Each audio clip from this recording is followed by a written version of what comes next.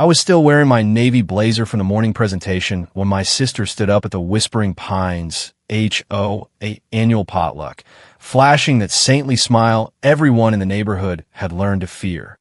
She raised her plastic cup of lemonade like it was champagne and announced to the 50 neighbors crammed around picnic tables that the board had decided to sell my house at 142 Oak Grove Lane to cover my delinquent dues and help me start fresh. The problem was I owed nothing. My mortgage was tiny for tax reasons only, and she had zero legal right to touch my property. Then at exactly 7:30, my phone rang. One calm sentence from the Harbor Point Bank compliance officer didn't just freeze the chatter. It triggered an active fraud investigation right there on the folding tables under the string lights. My name is Millie Green, and if there's one thing I've learned about Whispering Pines, it's that these people don't know how to throw a block party without an agenda. I sat at the head table in the community pavilion, the air thick with charcoal smoke, cheap wine from boxes, and a sticky perfume of performative neighborliness. To any outsider driving past the wrought iron gate, it looked like the perfect slice of American suburbia. Kids chasing each other with water guns, dads flipping burgers, moms comparing mulch brands. But I felt the shift the moment the potato salad was cleared. That silence wasn't contentment. It was the silence of 50 people waiting for the main event. And the main event wasn't my promotion at Hawthorne Ridge Partners.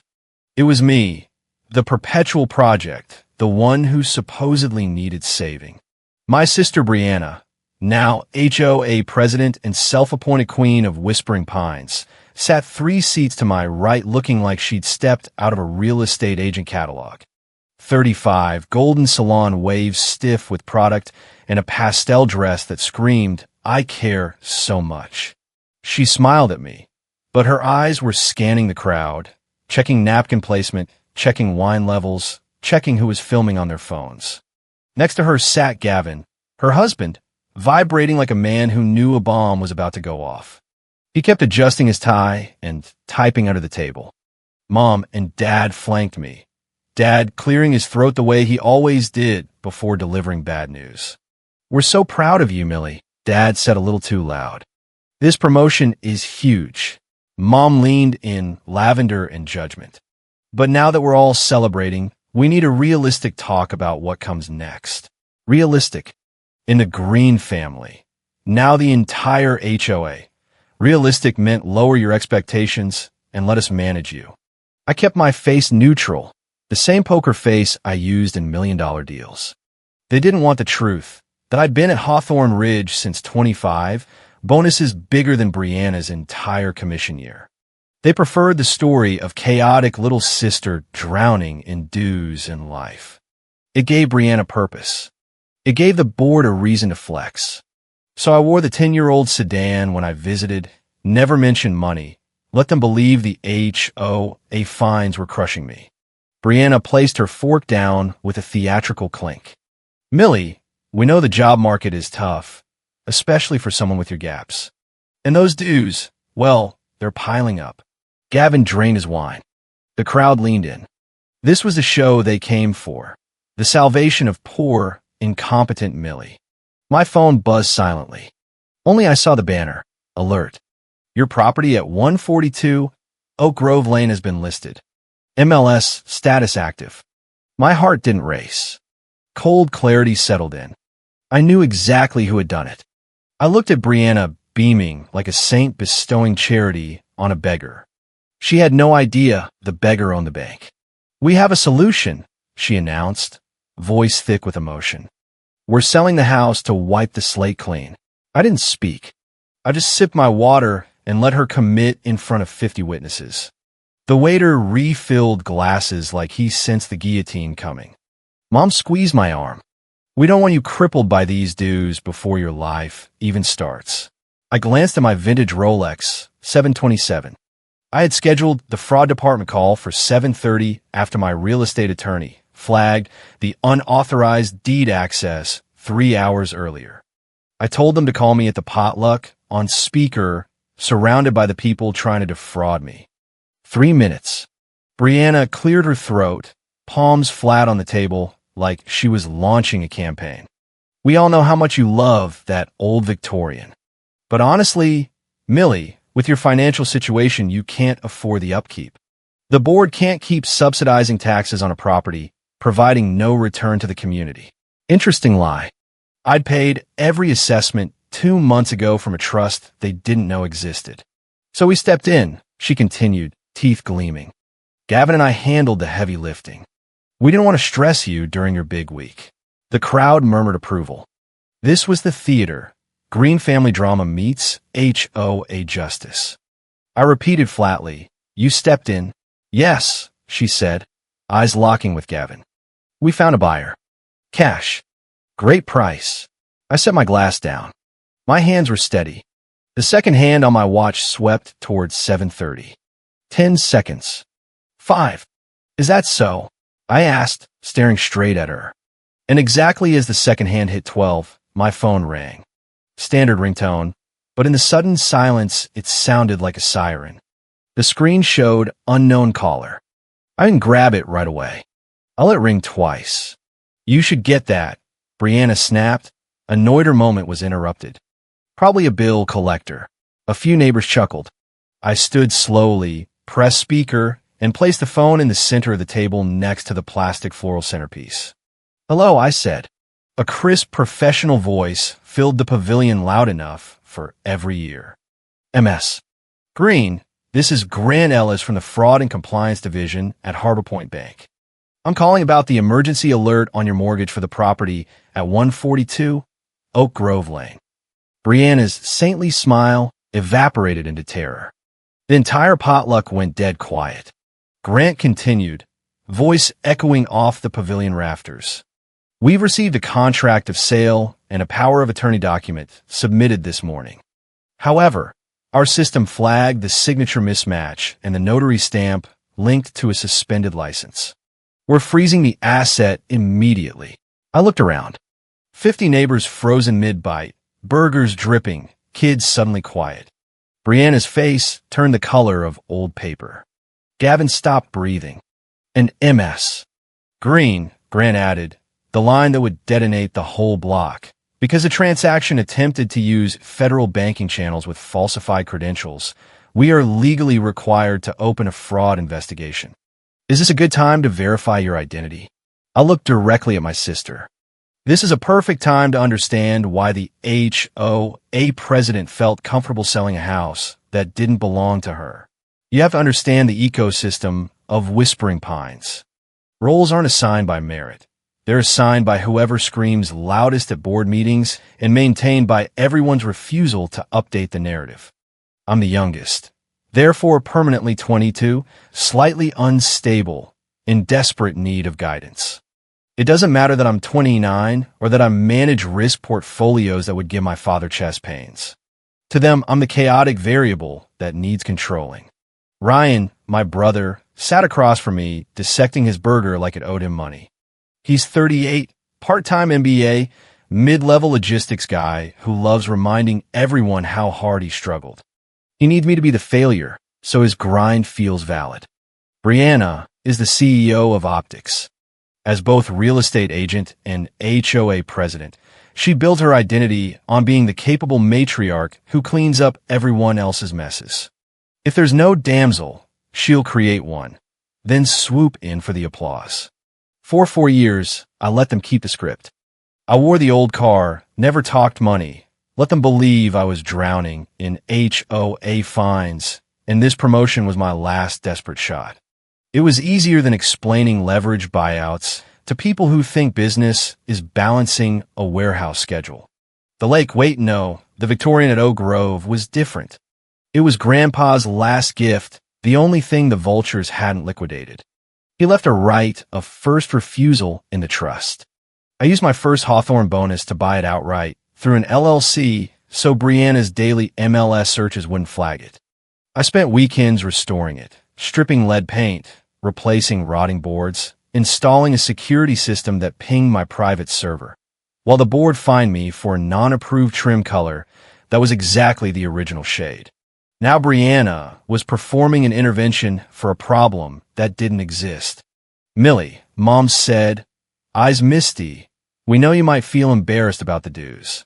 We just want to help. I'm not embarrassed, I said quietly. Ryan jumped in. I checked average salaries.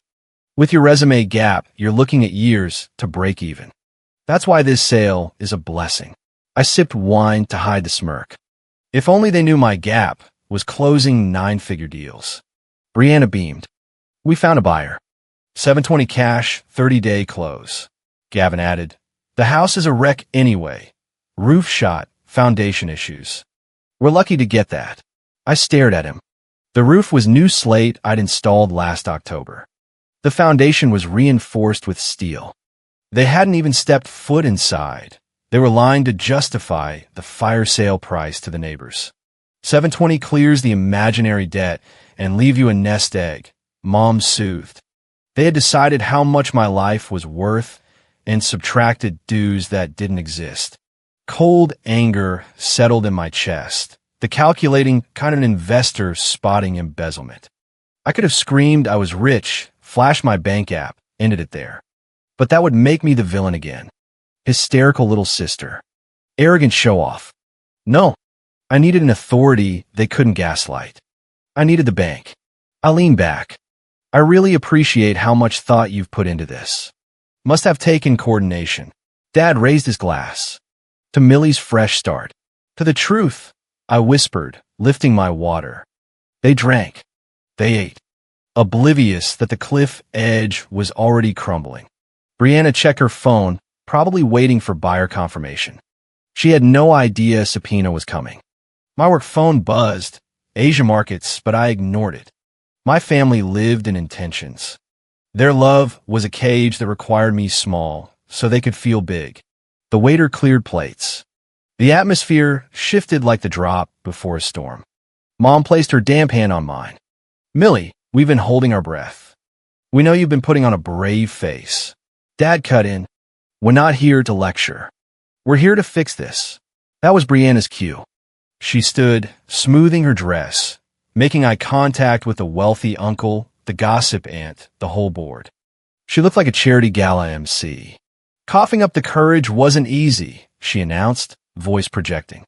But sometimes love means making hard decisions for those who can't. She paused for effect. We've all talked. The board voted. We found a solution to liberate Millie from this financial hole. She let the words hang. The house. Grandpa's pride and joy. But let's be honest, it's a drain on community resources. Sitting there gathering dust, tax burden providing nothing. She spoke of my home like a rusted car on blocks, not the pristine Victorian I'd spent 6 months restoring while dodging her absurd citations for excessive porch plants. So I stepped up, she said, eyes gleaming with terrifying benevolence.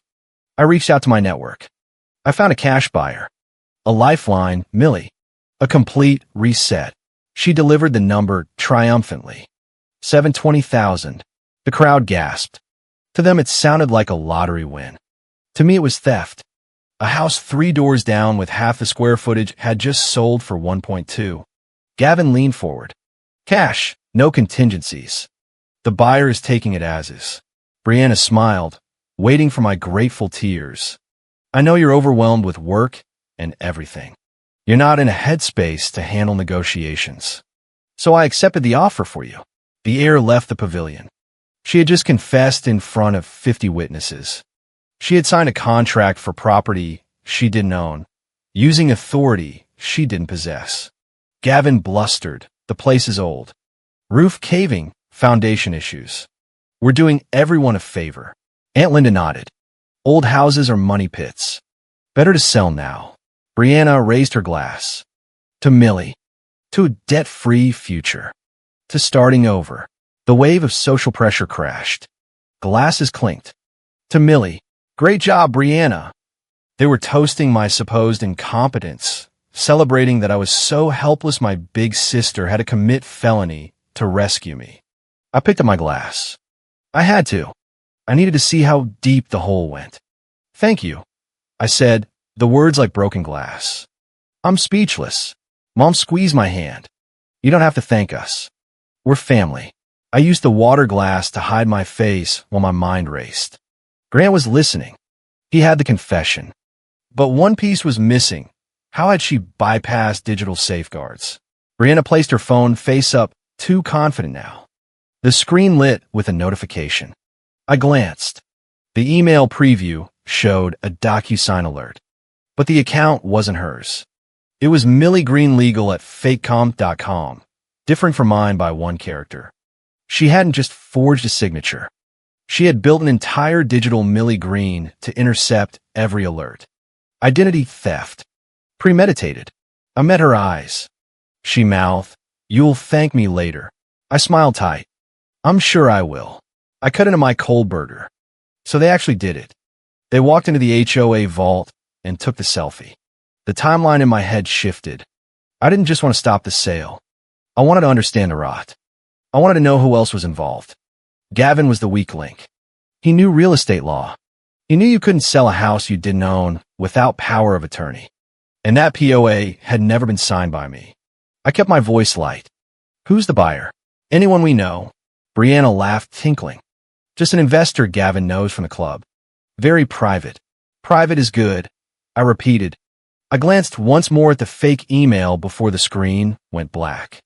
The audacity was breathtaking. I reached for the phone on the table, the one still connected to Grant. "I suppose we should celebrate properly." I unmuted. "Grant, did you catch that last part about the email address?" The room didn't react immediately. They thought I was talking to a waiter. But Brianna froze, hand halfway to her wine. "I did, MS." "Green," Grant's voice boomed, startling Aunt Linda into dropping her fork. "We have noted the admission of proxy signature and the secondary email account. The investigation team is tracing the IP creation logs." The silence that followed wasn't the polite HOA hush. It was the terrified silence of people realizing a federal badge was suddenly in the room. To understand why I didn't flip the table the moment Brianna announced the sale, you have to go back 5 hours. I was in the back of a Blacktown car on the way to the potluck when the title monitoring service pinged. "Property alert, 142 Oak Grove Lane, status change, active listing. Listing agent, Brianna Caldwell. Seller, estate of Millicent Green, authorized representative." In real estate language, listing as an estate sale means the owner is dead or incapacitated. Brianna had legally declared me non-existent and appointed herself dictator. I didn't call her. I called Marcus, my $900 an hour real estate attorney. "Pull the county records." Someone listed it. "I need the authorization document." 2 minutes later, it's a power of attorney, standard form, dated 3 days ago. Notary stamp belongs to Gerald Fitzsimmons. License suspended last year. Signature looks traced. I told Marcus not to pull the listing. I wanted Brianna to think the deal was alive until she announced it in front of witnesses. While I sat through the HOA president's speech, Marcus contacted the buyer's attorney.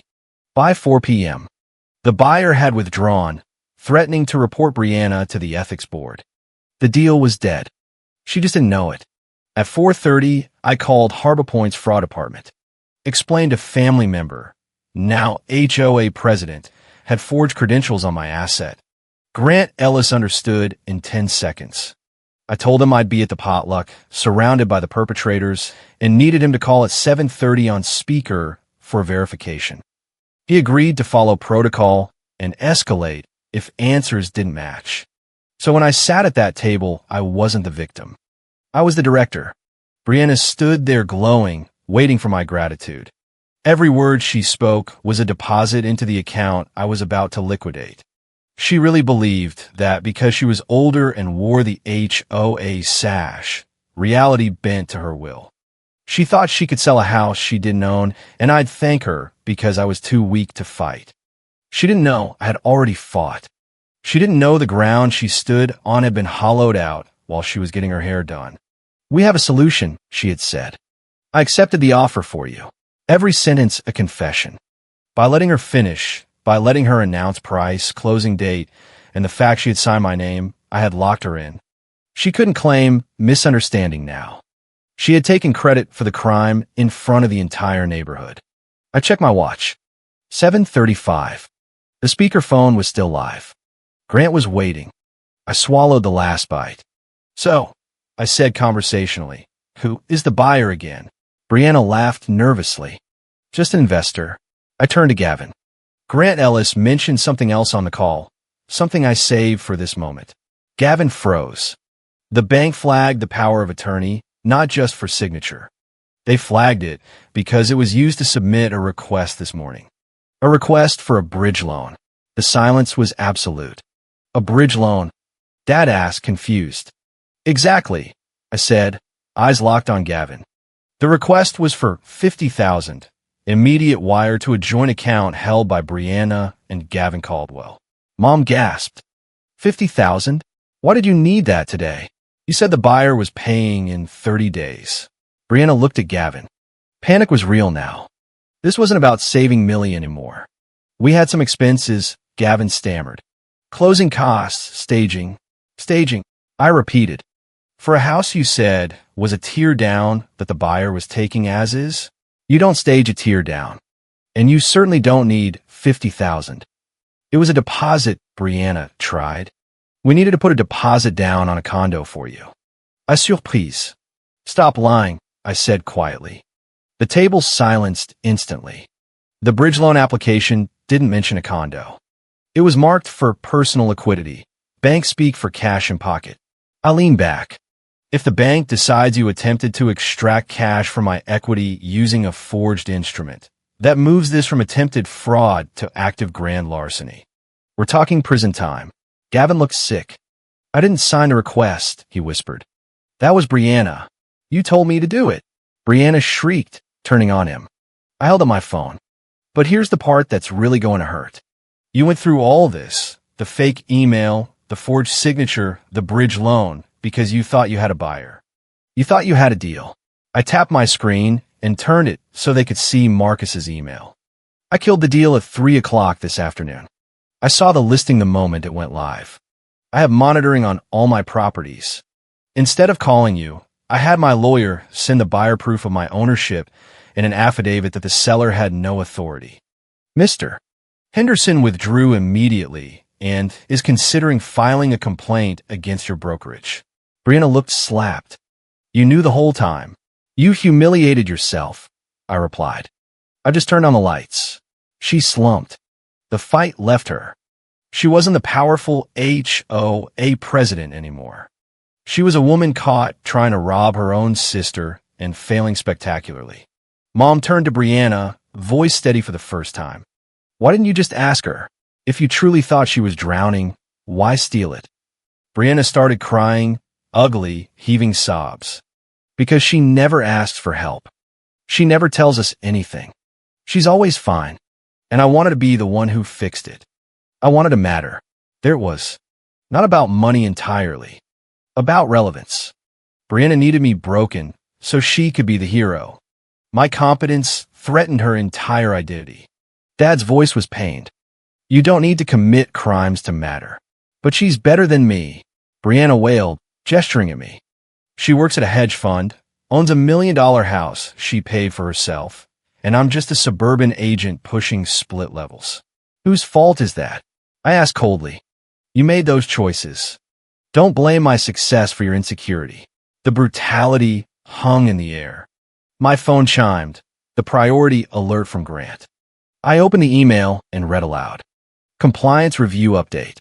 All administrative access frozen. Outgoing wire request for $50,000 blocked. Fraud unit has flagged the account. Please advise if you wish to press charges immediately or if we submit findings to the FBI as part of mandatory suspicious activity report. I set the phone down. So here we are.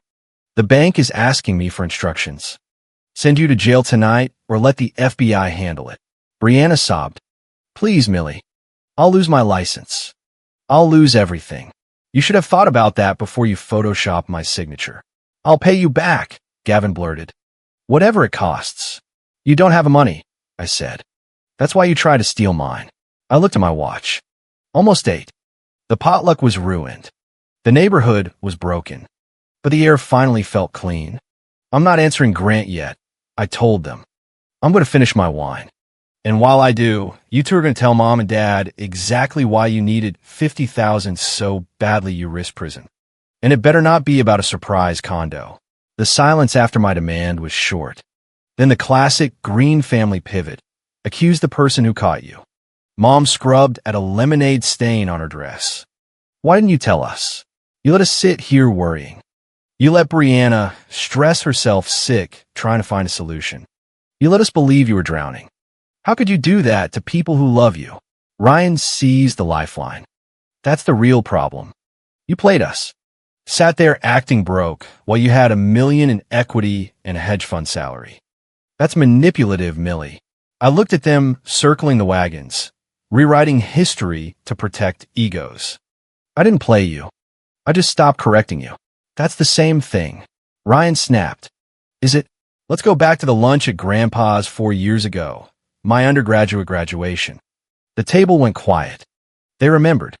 I had just received an offer for a junior analyst position and a merit scholarship covering 60% of my MBA. I was proud. I brought the letter to the table. Do you remember what you said, Dad? He looked down. You cut me off. Millie, let's be realistic. Commission-based? You'll starve. Come home and work at the insurance agency. Mom patted my hand. Scholarships are nice, but they don't cover living expenses. You're going to be in so much debt. I tried to tell you the truth that day.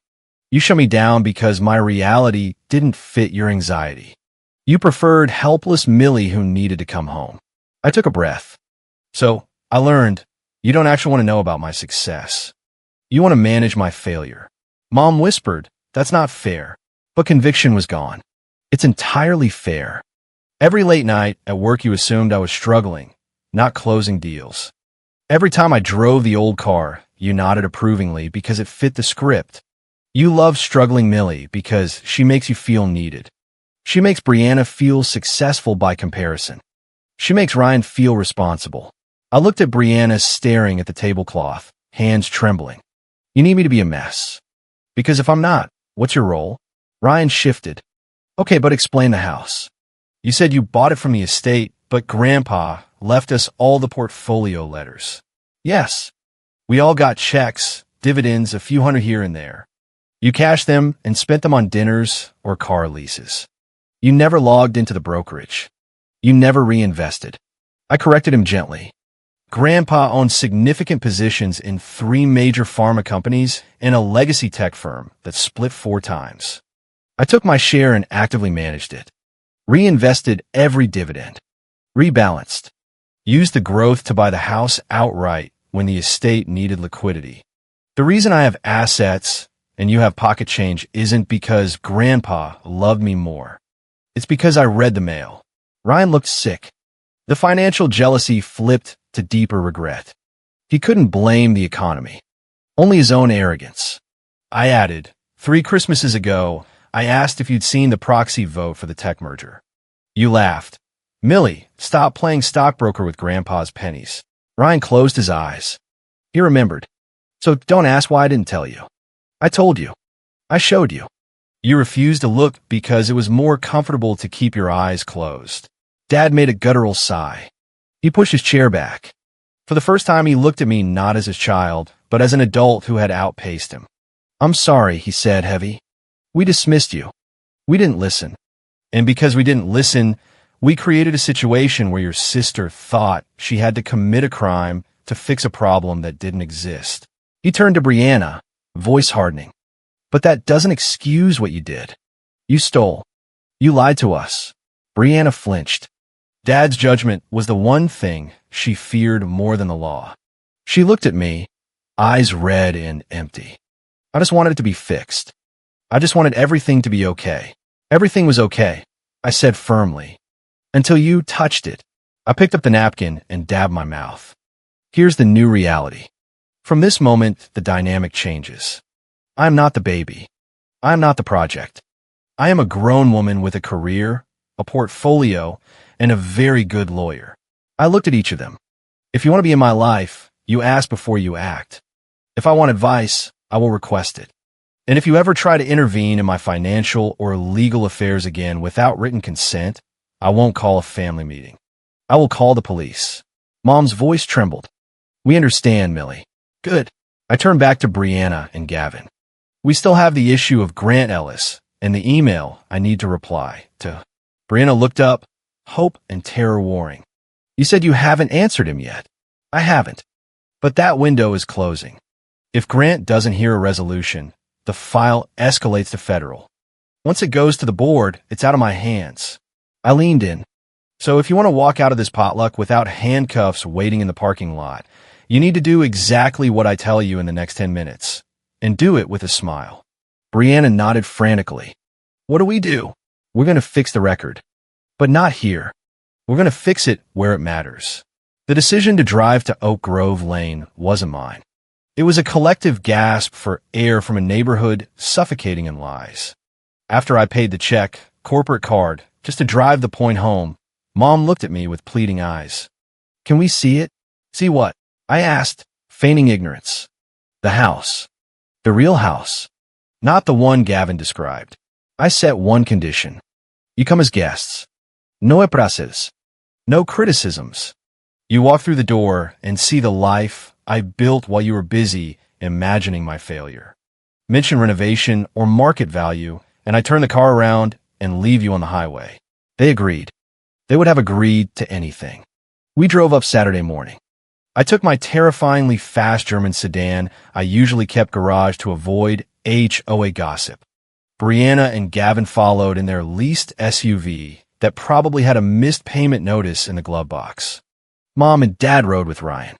The drive from the gate to my street felt like decompression, concrete to rolling hills to the quiet cul-de-sac. When I pulled into the driveway, the sun was high. The air smelled of pine and fresh-cut grass, the smell of my sanctuary. In the rear view, I saw Brianna's car slow. She was approaching the scene of her crime. I killed the engine. They stood by their cars staring. Gavin had described a wreck. What stood before them was a resurrection. The 1920s Victorian glowed, cedar siding warm honey teak catching sunlight, new architectural windows reflecting the sky, wraparound porch rebuilt with mahogany decking. It didn't look flipped. It looked loved. It's beautiful, Mom breathed, hand over her mouth. It's solid, Ryan said, kicking a porch column gently. This isn't a patch job. This is high-end. I unlocked the heavy oak door. Shoes off. The walnut floors were just oiled. They filed in like school children at a museum. The interior smelled of beeswax and old books. Sunlight streamed through lake-facing, neighborhood-facing windows. I led them past the soapstone kitchen and straight to Grandpa's library, the room the board had cited me for clutter violations before I restored it. Built-in bookshelves organized by subject exactly as Grandpa kept them. The leather armchair reconditioned. The massive roll-top oak desk, 400 pounds, gleamed after I stripped water rings, sanded by hand for 3 weekends, applied 6 coats of varnish. Brianna stopped in the doorway staring at the desk. That's Grandpa's desk. It is, I said. I stripped it myself. She looked small. While she was forging signatures to sell this asset, I was on my knees sanding wood to save the memory. You did this. Because I loved him and respect what he left. Dad stood by the window looking at the new dock I built. I truly didn't know you had this in you. You never looked. I walked to the desk and pressed the hidden latch on the secret drawer Grandpa showed me at 10. Inside, a single yellowed envelope addressed to Millicent in his bold handwriting. I read aloud the letter he left the day I closed on the house. My dearest Millie, if you're reading this, you did it. You bought the house. I knew you would. You were always the quiet one who watched while others talked. That's dangerous and valuable. I know my family. They see value only in what can be spent. They will try to sell it. They will call it a burden. Do not let them. This place belongs to the one who protects it. If they try to take it, remind them inheritance is not just what you get, it's what you keep. Love, Grandpa. I folded it back. The silence was profound. Dad was weeping quietly. He had just heard his own father predict his behavior from a grave. He knew we would try to sell it, Mom whispered. He knew you view love as transaction and assets as liquidity. I turned to Brianna. He predicted you would call a burden. You proved him right to the tune of a felony charge. Brianna sat in the leather chair, defeated. The letter stripped her last offense. My pocket vibrated. Work phone. No. The secure line from Grant. MS. Green. Following our conversation, the automated system flagged the notary stamp across 2 other institutions. We are preparing the suspicious activity report for FinCEN. I need resolution within the hour or it files automatically. Brianna's eyes went wide. Feds. I held up the phone. The system has flagged the notary. They are preparing to file with the federal government. That happens in less than 60 minutes. Brianna stood shaking. Millie, you have to stop them. I can't stop the bank, but I can give them a reason to pause. I pulled a pad and pen from the desk drawer. You have one chance. You're going to write a formal statement to the bank and listing service admitting the listing was an administrative error caused by a misunderstanding of authority. You will take full professional responsibility for procedural negligence without admitting criminal intent. Incompetence is a civil issue. Fraud is criminal. I slammed the pad down. See the paste disk. Start writing. If that statement isn't in my email inbox in 10 minutes, so I can forward it to Grant with a resolution tag, I let the clock run out. She sat. Her hand shook, but she wrote. I watched her using the Surface Grandpa, refinished with his own hands to sign away her pride to save her freedom. I dialed Grant on speaker. All parties present. Grant's voice filled the library. I have the suspicious activity report queue open. I need a confirmed resolution code in the next 10 minutes. Brianna's pen jerked. I dictated every word. She finished and signed. Gavin was forced to write. I withdraw the request for funds submitted this morning due to lack of authorization. I snapped pictures, attached, hit send. Sent. We waited. The grandfather clock chimed. My phone pinged. Receive, Grant said. Uploading now. The hold on the account is permanent, but the external alert has been canceled. Case closed. Brianna slumped forward, face in her arms. One more thing, Grant added. This protects the bank. It does not preclude you from civil litigation. I know. Thank you, Grant. The line went dead. It was over.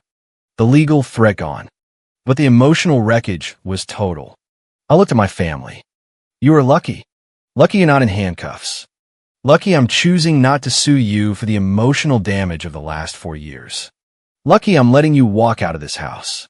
I tore the pages off, folded them, pocketed the originals. I'm keeping these as insurance. If I ever hear you tell a lie about me again, if you ever say I'm struggling or unstable or needed your help, I will mail these to the ethics board myself. Brianna nodded. She understood the terms. Gavin, you owe Marcus $5,000 for his time today. Check on Monday. If it bounces, I reopen the case. I turn to my parents. I think it's time for you to leave. You broke something that took 29 years to build. You broke my trust. Go home and think about why it was so easy to believe the worst about me. Mom started to protest. I held the door open. The sky was deep purple. They filed out one by one. Brianna couldn't meet my eyes. Gavin looked like a ghost. Ryan stopped at the doorway. I'm going to check my portfolio, the one Grandpa left. You should. It's probably worth more than you think. I watched their taillights disappear down the street. I locked the door, poured a glass of water, went back to the library. The room felt reclaimed. The lie of my incompetence had been exorcised. I sat at Grandpa's desk, ran my hand over the smooth oak, opened a secret drawer one last time. This place belongs to the one who protects it, I whispered. I protected it, Grandpa. I had my career. I had my home. And finally, for the first time, I had my truth. They tried to sell my sanctuary to pay for a debt that was never mine, only to discover the only debt in this family was the one they owed me, a debt of respect. And tonight, I had collected it in full. This house wasn't sold to save me. It exists to remind everyone. If you want to love someone, ask them who they are first. Don't write their life for them.